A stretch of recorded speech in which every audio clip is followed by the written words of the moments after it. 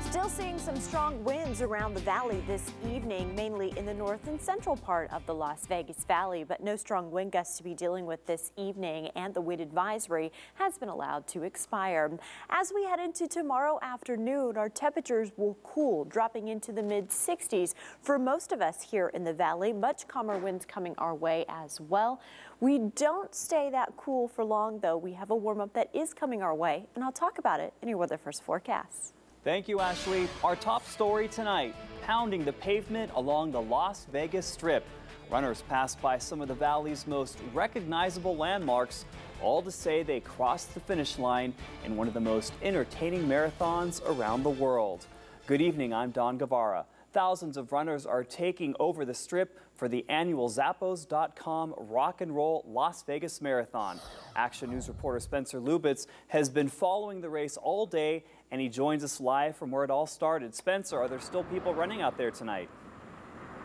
Don, the race is all done, and although it's pretty much cleared out here, this race was a unique and interesting one, the kind that you'd only see right here in Las Vegas, between the scenery of the Strip, the elaborate costumes that we saw, and of course the blaring rock music. It's easy to see why folks say the Rock and Roll Marathon is a run to remember.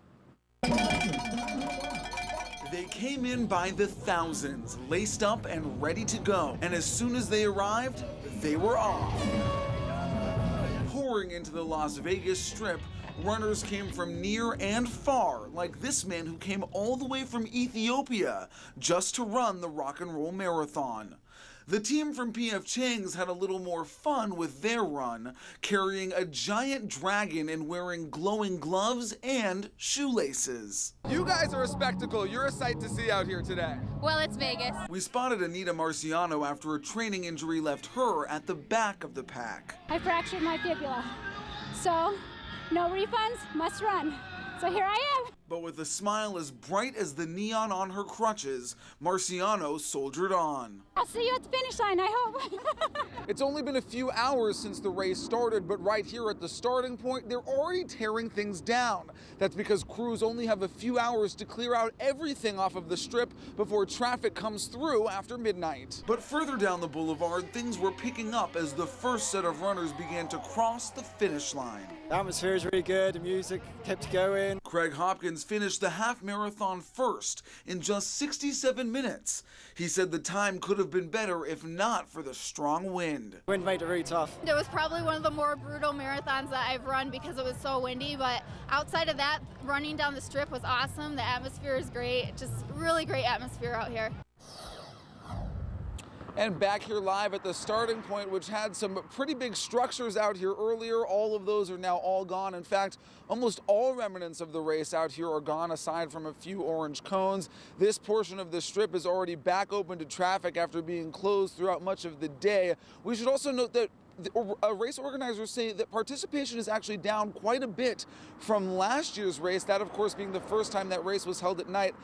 This participation this year is about 30,000, and organizers say they're actually pretty pleased with that amount. And we should also note that a portion of the monies raised here today goes to benefit the Colitis and Crohn's Foundation of America. Reporting live near Russell Road on the Boulevard, I'm Spencer Lubitz, Channel 13, Action News. Well, every year the marathon brings more than just runners. It also gives the local economy a huge economic boost. And this year's event happened at the same time as another big moneymaker, giving many businesses something to celebrate about. Action News reporter Marco Villarreal continues our team coverage on that part of the story. More than 30,000 people are expected to run in the Rock and Roll Las Vegas Marathon this year. Half marathon, 13.1. And are you ready for this? Heck yeah. Oh yeah. And what better place to run than under the neon lights of Las Vegas? Only the second year this has happened at night. We wanted a place to get away and go have fun and see each other. Girls' weekend. Yeah. Away from the cold. And away from the cold. Using the marathon as an excuse, so many are preparing and partying at the same time. I did a 10-mile run Friday morning, but other than that, before I got on the plane. What do you do the rest of the time you're here in Vegas? Shopped, walked around, and watched people. Oh, went to the shows. Yeah, we went to Cirque du Soleil last night. But that's not the only event in town that has people coming in. What do you think about Vegas and NASCAR together? Is that a good fit? Definitely. I love it. The NASCAR Awards banquet has had fans in town enjoying at a smaller scale what they are used to seeing in March. You get to go to the casinos at night, hang out, afternoons go to the track, watch racing, then go back to the casinos. So it's a good time. That good time has a price tag. Last year, the marathon, for example, is estimated to have impacted our local economy at more than $50 million. So when you come out here, you're spending some money then? Oh yeah, definitely. For that reason, as the weekend becomes a busy one in Las Vegas, there's the hope everyone comes out winning. Although the number of runners is fewer than last year, this marathon and all the people that it brings to our city is still expected to boost our local economy. Reporting in the newsroom, Marco Villarreal, Channel 13, Action News. For a complete wrap of the marathon, click on the story on our webpage, ktnv.com. An update now on some breaking news we first told you about earlier tonight. A shooting in the northwest part of the valley. It happened at a home near Buffalo and Lake Mead around 5:30. One person was rushed to the hospital with a gunshot wound to the stomach. Police tell us they have someone in custody. Metro is looking into what happened. Well, here in our area, a mysterious accident leaves one person dead. A single car crash happened this morning on State Route 160 and Lovell Canyon Road. One person died. It's unclear what caused the crash or whether anyone else was injured. The victim's name has not been released. Now to the latest weather developments across the West Coast, where a powerful storm is causing plenty of problems for millions of people. The snow has begun falling hours near Lake Tahoe, and in the lower elevations, it's the rain causing all the problems. Check out what drivers tried to go through in Vallejo, California. The water was almost too high to drive through, and floodwaters rose enough to force many people to leave for higher ground. Well, from that video, you can see all the problems across Northern California. They can't seem to get a break. One storm after another continues to dump water over the area, and flooding is only one of the problems, making life out west very miserable. A triple hit for Northern California. 3 storms pounding the region in less than a week. Today, in some places, an inch of rain fell every hour. 45-mile-an-hour winds left 100,000 people without power. There are flooded homes, bashed-in roofs, and cars submerged. Even semi-trucks were no match. This one clogged the road in and out of the San Francisco Bay. Listen to what everybody's telling you. Be prepared. Prepare for major flooding. That's what these people did near Napa. Thousands of sandbags acting as barriers to keep the water out. But nothing can prepare for this. Tumbling trees, like the one that toppled right in front of a news crew. We were driving down this highway here in Napa, and this tree literally just came crashing down in front of us. I just want to show you how huge this tree is. Take a look. A giant tree. I mean, the roots of this thing are 4 feet tall. The storms are not over yet. Another may be coming later in the week, making the holidays a very soggy one. Well, lawmakers from the region affected by Superstorm Sandy are fighting to get billions of dollars to pay back for the damage. New York Senator Charles Schumer says his state expects to get tens of billions of dollars. He's teaming up with other lawmakers to lobby for the money to be approved before the end of the year.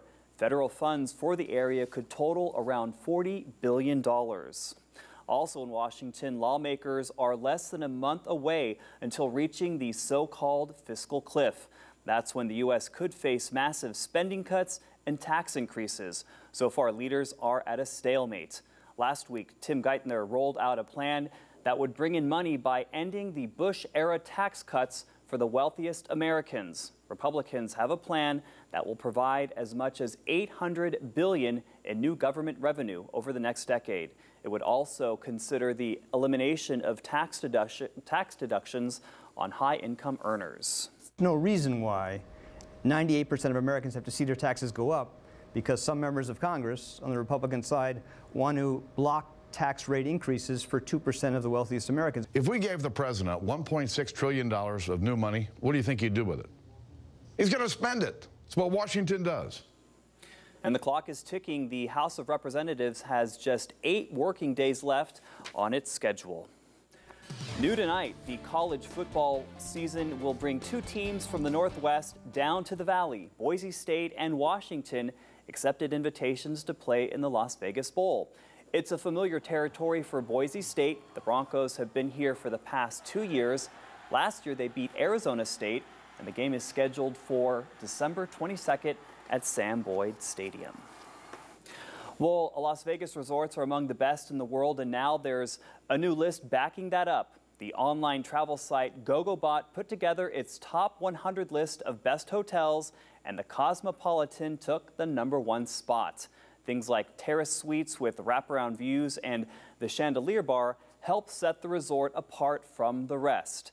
8 other Valley hotels made the top 100 list, including the Wynn, Palazzo, Encore, Bellagio, the M Resort, Four Seasons, Trump Tower, and the Hotel. All great hotels. Some of my favorites. Yeah, absolutely. The Cosmo's a great one. It was a great pick for #1. Yes, a lot it of good was. choices here. Well, we had some great weather today. I mean, minus the winds. Temperature-wise, it wasn't too bad out there. Absolutely. Nice and clear for the runners out there and nothing to complain about. Yeah, it was a nice warm day for us here in the valley. So let's sum up what we saw this afternoon. With that storm system, the third in a series of 5 that will be hitting the west coast, we had some very strong winds right around 2:30 this afternoon when we saw these peak wind gusts here in the valley. Now, even though we had the winds, like I said, temperatures weren't affected too much. 72 was our high today. 59 is where we should be for this time of year. So we are well above the seasonal average. Clouds have been moving throughout the night. We're going to see a little bit of clearing. You can see a lot of the activity has really calmed down across California at this point. But again, another storm system on its way. Temperature-wise outside right now, 63 downtown, 61 in North Las Vegas, and 59 in Henderson. Winds still strong in some parts of the valley, but not dealing with those wind gusts anymore this evening. We're warm, we're dry. The 4th storm system begins to make its way towards Northern California. Now, they really won't see any rain until about Tuesday. They get a chance to see some drier weather for their Monday. We don't get affected as we head into Monday, Tuesday, and well into the rest of the week with these storm systems passing through. We just once again will be dealing with gusty winds from time to time. For this evening around the area, temperatures in our overnight hours seem to be relatively mild for us, and temperatures for tomorrow will cool by a few degrees. 65 is what we can expect here in Las Vegas and Boulder City for tomorrow. 67 for Mesquite, 63 for Pahrump, 50 up at Mount Charleston, and 73 for Laughlin. Now take a look at your 7-day forecast. We are going to continue to deal with partly cloudy skies through the next 7 days, and you'll notice it's another 7-day forecast where our temperatures are going to stay above the seasonal average all 7 days. We'll be back in the 70s by the time that we head into our Wednesday afternoon. And again, tomorrow, we do get a chance to see calmer winds, but strong winds will be back for us Tuesday and Wednesday here in the valley. No advisories just yet, but just be prepared to deal with those gusts. Yeah, we can't seem to get rid of the winds that have been hitting us here. No, but if that's all we're dealing with, that's a good thing. Absolutely. Thank you, Ashley. Well, a little girl gets the scare of her life when a dolphin at SeaWorld bites her hand. We'll show you the video of the whole ordeal, plus the door was closed, the lights was off, and he was sitting on the floor. He had urinated in his pants, he was cold, he was crying, he was scared. New details about a kindergartner left alone at school for hours, what his father is fighting for now. Plus, a sick child taken from the hospital, and police say her parents are to blame. It's a race against time to save her. Find out why doctors say she may just have days to live. You're watching Channel 13 Action News, where you ask and we investigate.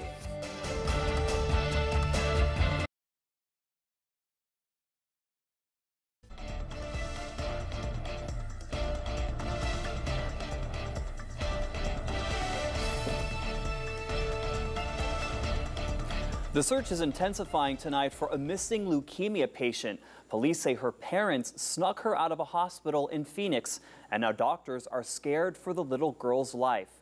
Hospital surveillance cameras capture it all as it went down. The 11-year-old pulling her IV bag behind her, followed by her mom into the bathroom. Then the two come out of the bathroom without the IV bag. Doctors are afraid that could be the one move that puts this little girl's life at risk. She does not have this catheter sealed correctly by medical staff.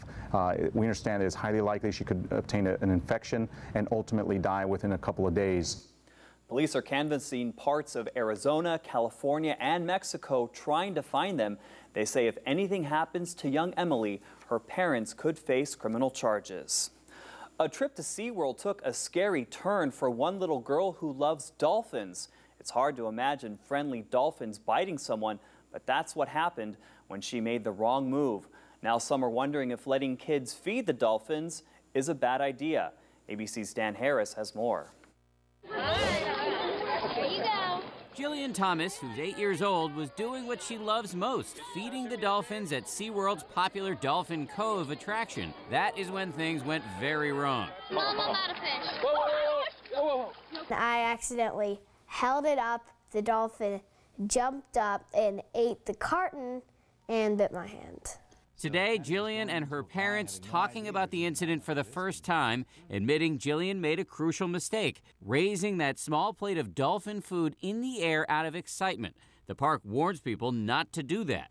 Her souvenir? A set of teeth marks the size of dimes. Her parents are furious, claiming SeaWorld employees trivialized the attack, telling the family it was no big deal. Something needs to change because this wasn't the first incident of its kind, and it's not going to be the last. She's not going to be the only child that lifts that plate. Similar incidents happened twice back in 2006. Still, SeaWorld says it has no plans to change this attraction. In a statement, SeaWorld officials said, quote, "Nothing is more important to us than the health and safety of our guests, employees, and animals." Educators and animal care staff were at the attraction when this happened and immediately connected with the family. The Thomases say they have no plans to sue SeaWorld, but they are urging the park to make things safer. We got this video, let's make it public, and let's try to put some pressure on SeaWorld to make some changes. As for Jillian, her biggest concern, not her wounds, which are healing, but the dolphin who bit her. I was worried because the dolphin might get sick because of that, because of the carton. And she still hopes someday to work professionally with dolphins. Dan Harris, ABC News, New York. An Idaho man is pushing for a teacher to get fired. The man's 5-year-old son was found abandoned for hours in a small room at the school. It happened last week in the town of Caldwell. The boy's father says he and his wife went to the boy's kindergarten class Wednesday because the boy didn't come home from school. They found him alone in an empty room. School officials say the little boy was being punished and the teacher forgot he was in there. The boy's father says that's no excuse. He had taken apart a link in a countdown chain at Christmas. You know, and I'm sorry, that's not something you put a kid in an isolation cell for. The school is investigating and doing what they can to make sure this never happens again. Kids in 5 states can expect to spend more time in class. Schools are adding hundreds of hours of learning time to the next school year. It's happening in Colorado, Connecticut, Massachusetts, New York, and Tennessee. It's all in an effort to help students learn. The 3-year-long program will be paid for by a mix of government funds. Well, some of Michael Jackson's most recognizable costumes went up for auction today, and some of the money raised will help make Las Vegas a better place to live. The sale was held in Beverly Hills. It featured the Bad Jacket and the King of Pop's Crystal Glove. The items went up for auction today. They came from the collection of Dennis Tompkins and Michael Bush. Dennis Tompkins died a year ago to the day, and so Michael Bush is worried about a lot of these items. He's given some of the items to the estate, and he's decided to let these items go so they can go into museums, collectors, and investors. A portion of the proceeds from the sales will benefit Nathan Adelson Hospice. You may have heard it's NFR time, and this week Action News is teaming up with the original Cowboy Christmas show at the Las Vegas Convention Center. We're giving away Cowboy Christmas gift bags, and every bag includes tickets to the National Finals Rodeo. You can enter on our Facebook page, then watch Action News live at 11 tomorrow night to see if you win. Well, up next, getting into the giving spirit gets a little out of control. It's the teddy bear toss on hyperdrive. Find out just how many stuffed animals landed on the ice to help make the season bright for kids in need. It's still windy at this hour in the valley as we're seeing our winds out of the southwest at 16 miles an hour at McCarran Airport, 62 degrees outside and still under overcast skies. I'll have a final look at your forecast so you know what to expect for the start of your work week coming up in just a bit. Season's greetings from all of us at Action News.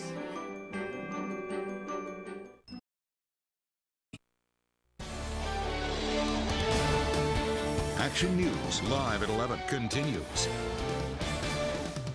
A somber day in Kansas City. The NFL team there held a moment of silence before today's game to honor Jovan Belcher. Police say he shot his girlfriend before turning the gun on himself. It's the latest in a string of players who turned to violence and to take his own life. ABC's John Schifrin has the story.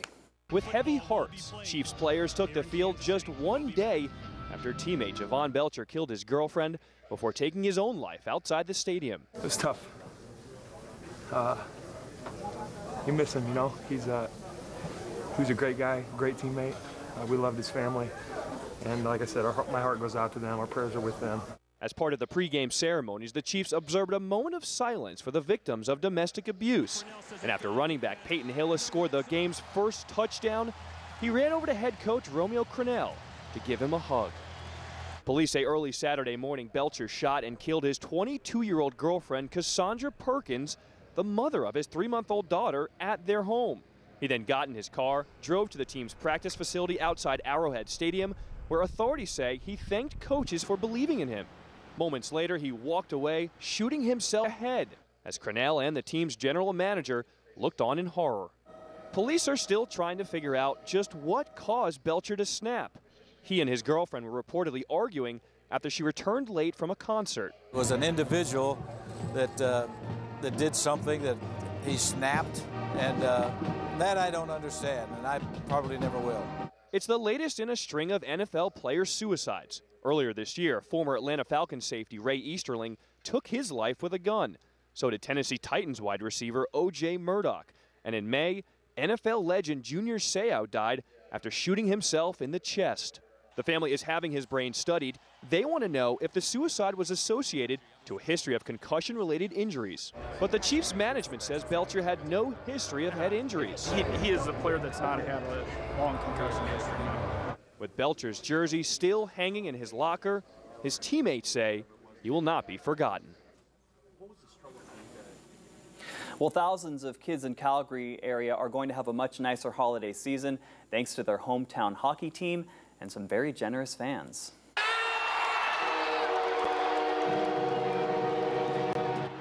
Wow, look at that. This is YouTube video of the annual teddy bear toss. When the home team scores its first goal, everyone throws a bear onto the ice. The donations are scooped up and given to charity, and this year, nearly 22,000 bears were donated at a single event. Well, still ahead, find out how you can keep up with the Pope in 140 characters or less. Plus, Hugh Hefner tries for another walk down the aisle with his runaway bride, and she may not have much time to get cold feet this time around. We'll explain.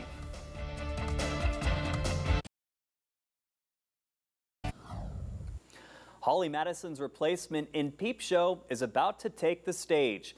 Madison left the show after becoming pregnant. Tomorrow, Nicole Coco Austin will take over as Bo Peep. The star of e-reality show Ice Loves Coco is scheduled to perform through next spring. Well, Hugh Hefner is hoping the second time's the charm for his runaway bride. Hef and his on-again, off-again girlfriend Crystal Harris are planning to get married. TMZ reporting the pair will exchange vows during a ceremony at the Playboy Mansion on New Year's Eve. The couple planned a wedding last year, but that didn't happen when Harris called things off a week before and split to Vegas.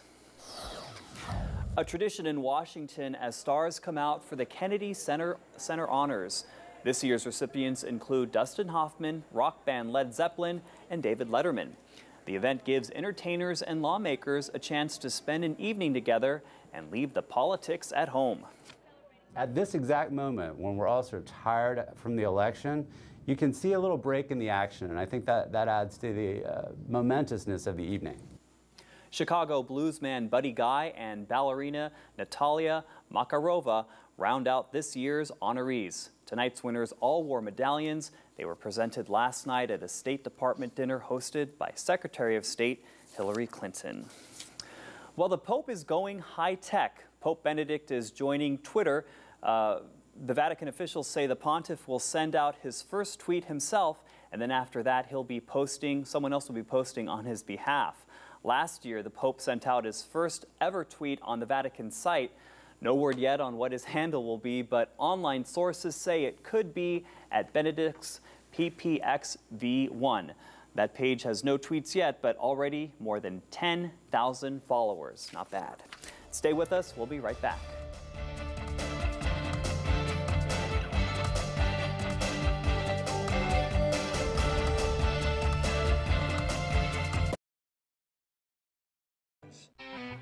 Final look at your weather first forecast and the 7-day forecast as we head through this next week. We'll be under partly cloudy skies.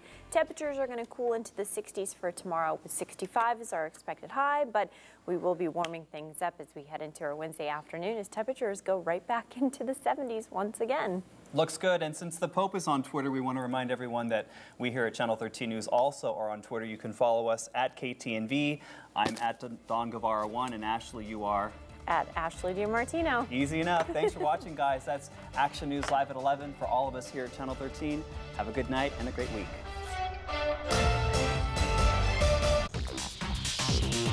Injured in an auto accident?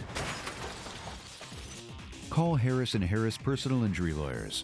Proven results.